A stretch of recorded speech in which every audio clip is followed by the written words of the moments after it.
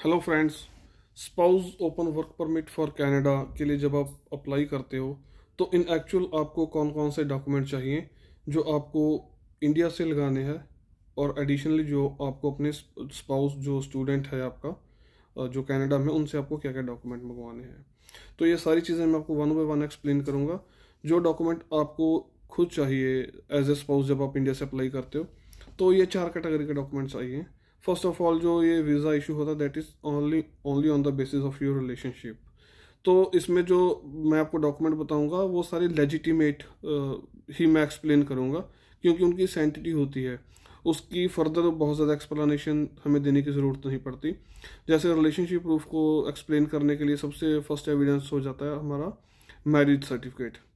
Marriage certificate हुआ। Second number पे आपने कोई मान लो प्रॉपर्टी परचेज की है, या आपने कोई प्लॉट लिया है या कोई फ्लैट लिया है जो ज्वाइंटली आपके नाम पे है, आपके और आपके स्पाउस के नाम पे, तो वो एक एडिशनल एविडेंस हो जाता है आपके रिलेशनशिप को लेके।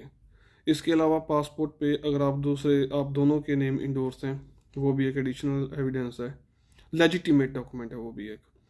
इसके अलावा अगर आपके पास अगर किड है, आपका कोई बच्चा है, तो उसके जो पासपोर्ट पे पेरेंट्स के नेम है, आपका और आपके स्पाउस का नेम है, तो वो एक बहुत स्ट्रॉन्ग एविडेंस हो जाता है, जिसके बाद मतलब वीज़ा ऑफिसर के माइंड में कुछ ऐसा पॉइंट नहीं आता which is related to the relationship. तो बहुत जो है इजी हो जाता है उसको आगे फाइल को असेस करना। अपार्ट फ्रॉम दैट एक और एविडेंस हम लगा सकते हैं जो प्रोफेशनल्स जॉब करते हैं। तो जिस भी कंपनी में वो जॉब करते हैं, मैक्सिमम कंपनी आपको आपके बर्थडे और आपकी एनिवर्सरी पे विशेस भेजती है, अपनी जो कंपनी की आईडी होती है। तो उसका एक स्क्रीनशॉट आप लगा सकते हो, जैसे कि hello mister Singh, congratulation on your 5th anniversary. या कई बार लिखा होता है कि like hello mister Dalbir Singh, और आपके स्पाउस का नेम, तो उसके एक स्क्रीनशॉट आप साथ में लगा सकते हो। तो this is all about the relationship.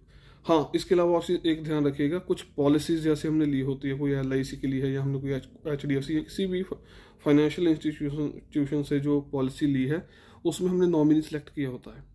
Nominee अगर आपका स्पाउस है तो वो एक और स्टेप आपका स्ट्रांग हो जाता है for the explanation of your relationship. तो ये तो रिलेशनशिप के बारे में डॉक्यूमेंट है जो हमें चाहिए। अब इसके हम आगे चलते हैं, तो जो सेकंड कैटेगरी है that is the financial document. सबको होता है कि जी मैं कितना फाइनेंस दिखाऊं, कितनी अमाउंट दिखाऊं। इसका ऐसा कोई फिक्स क्राइटेरिया तो नहीं है। कई बार कुछ लोगों ने CRs में दिखाए होते हैं, उनके भी रिफ्यूज़ल आ जाते हैं।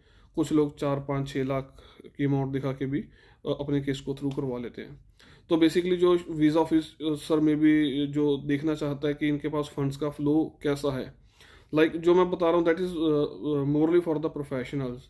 हम ITR लगा सकते हैं, जो प्रोफेशनल है पिछले 2 साल 3 साल जो भी उनकी ITR है, तो एक लेजिटिमेट एविडेंस है कि that government of India has issued you ये अमाउंट आपके पास ईयरली आपकी इनकम का सोर्स है। इसके अलावा एक आप अपनी सैलरी स्लिप लगा सकते हैं। सैलरी स्लिप और अकाउंट स्टेटमेंट का कॉम्बिनेशन बहुत ज़रूरी है। जब आप अपनी अकाउंट स्टेटमेंट लगाएंगे तो उसमें जिस डेट को आपको सैलरी आती है वो आप डेट हाईलाइट कर देना, और अकॉर्डिंगली सैलरी स्लिप अटैच कर देना जिस भी कंपनी से आप जॉब करते हो। तो उसमें ये हो जाता है कि एवरी मंथ आपको ये सैलरी एड ऑन हो रही है, इस कंपनी की तरफ से आपको डिपॉजिट आ रहा है। इसके अलावा एडिशनल अगर आपने कोई डॉक्यूमेंट लगाने हैं, तो जैसे आप PF की स्टेटमेंट होगी, EPF हो गया, आपका PPF हो गया, कोई FDs हैं आपके पास, तो लमसम में ये आप अमाउंट दिखा सकते हो। So this is a financial part. अब हम बात करेंगे third, that is educational part. Educational में आपकी जो भी लेटेस्ट एजुकेशन है, उससे पहले की एजुकेशन, आपने कोई ग्रेजुएशन पोस्ट ग्रेजुएशन की है, जो भी आपको वहाँ से DMC मिले हैं या आपको कोई डिग्री अवार्ड की गई है, वो आप अटैच कर सकते हैं। फिर आते हैं जी प्रोफेशनल डॉक्यूमेंट। प्रोफेशनल कैटेगरी में आपको, आप जिस कंपनी में जॉब कर रहे हो उसका आपको ज्वाइनिंग लेटर या ऑफर लेटर होगा आपके पास।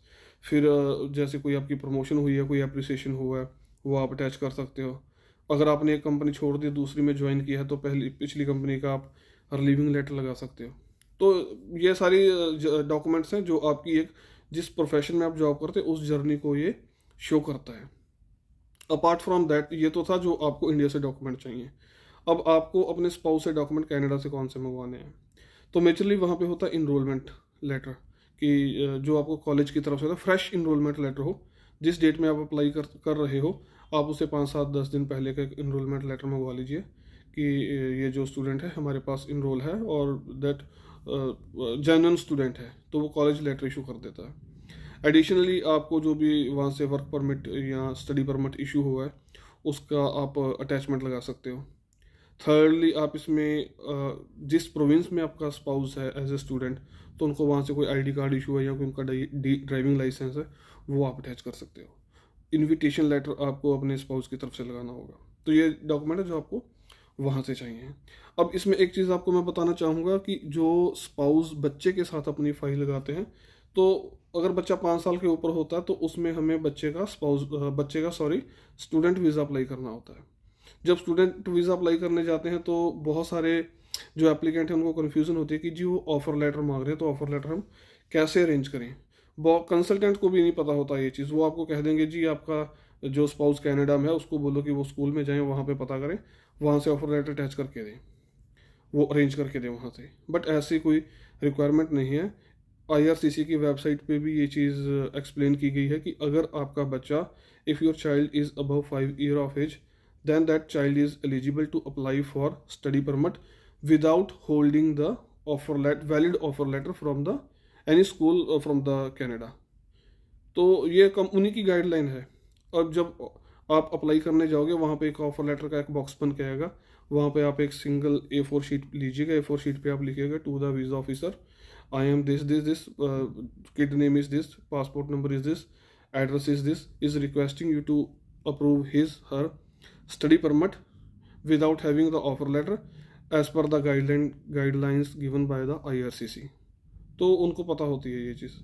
तो this is all about spouse, list of spouse open work permit document list along with if you are providing along with your kit.